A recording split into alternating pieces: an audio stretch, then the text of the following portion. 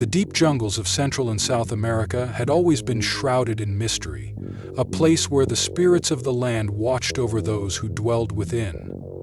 But as the Spanish conquistadores arrived, seeking gold, land, and dominion, they found more than just fierce warriors and impenetrable forests. They found something far older, something that had been watching long before they set foot on these lands. The Aztecs spoke of a shadow that moved between the trees, a spectral huntress who struck down those who defiled nature and balance. The Spanish, however, named her something far more fearful, the demon of the New World. Long before the Spanish conquest, the Yautja known as the Amazon predator arrived on Earth.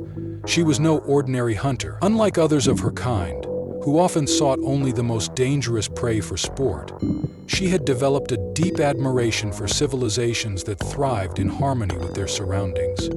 The Aztecs, with their intricate knowledge of the jungle, their warrior spirit, and their unwavering respect for nature, intrigued her. The Spanish, with their steel, muskets, and greed, tore through the land like a plague.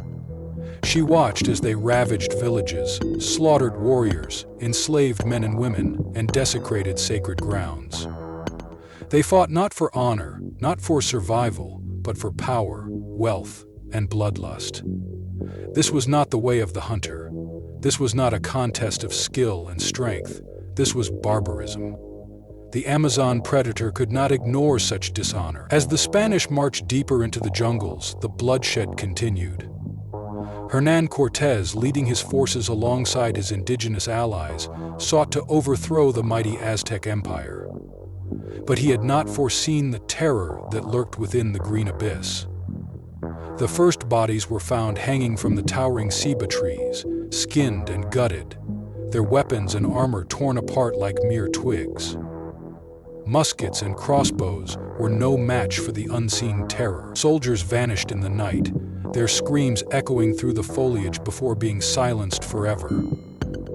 At first, the Spanish believed it was the work of the Aztecs, but soon rumors spread of an invisible demon, a ghostly figure with glowing yellow eyes and a roar that shattered the jungle silence.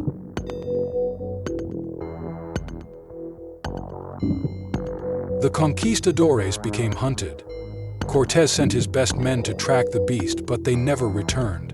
The Amazon predator used her technology, her unparalleled tracking skills, and her sheer physical prowess to dismantle their ranks piece by piece.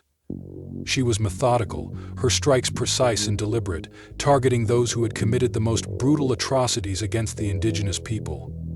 She saw them as no more than vermin, unworthy of mercy. The Spanish called upon the power of the Church, believing the demon of the New World to be a servant of the devil. The Inquisition, already present in the Americas to purge heresy, now turned its attention to hunting this supernatural force.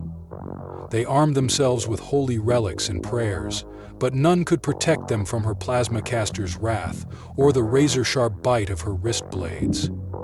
Despite her relentless hunt, the tides of history could not be reversed. The Aztecs fought valiantly, their warriors, the Jaguar and Eagle Knights, displaying unmatched bravery. They faced enemies with steel armor, mounted cavalry, and firearms, yet they refused to bow.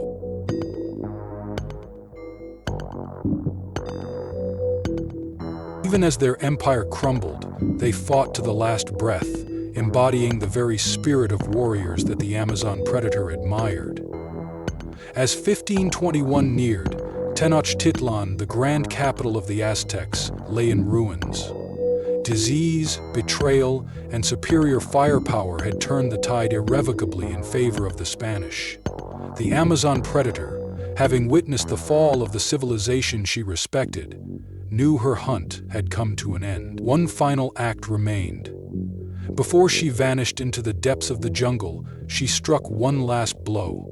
A massacre of an entire Spanish encampment left bodies strewn across the rainforest floor, their armor punctured, their weapons shattered. It was a message, a warning. Though the Aztec Empire had fallen, the land still had its guardians, and any who dared defile it would pay the ultimate price. As the Spanish solidified their rule over Mesoamerica, the memory of the demon of the New World became legend. Whispers among the indigenous peoples spoke of a protector who had avenged them in their darkest hour. Spanish soldiers, even years later, spoke in hushed voices about the shadow that had stalked them, fearful that she might return.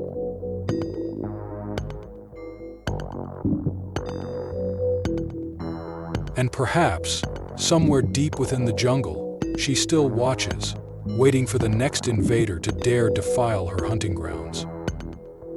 The Amazon predator was never seen again, but her legend lived on, an eternal specter of vengeance in the heart of the New World.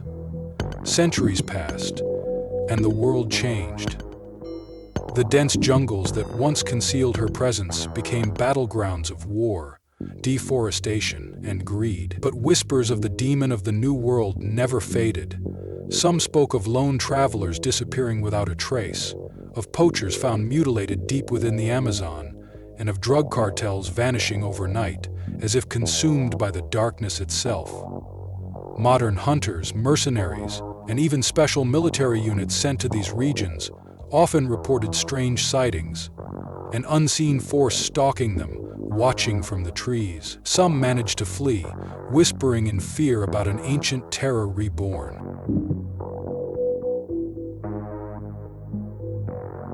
Others never returned, their remains found only as skinned husks hanging from the jungle canopy.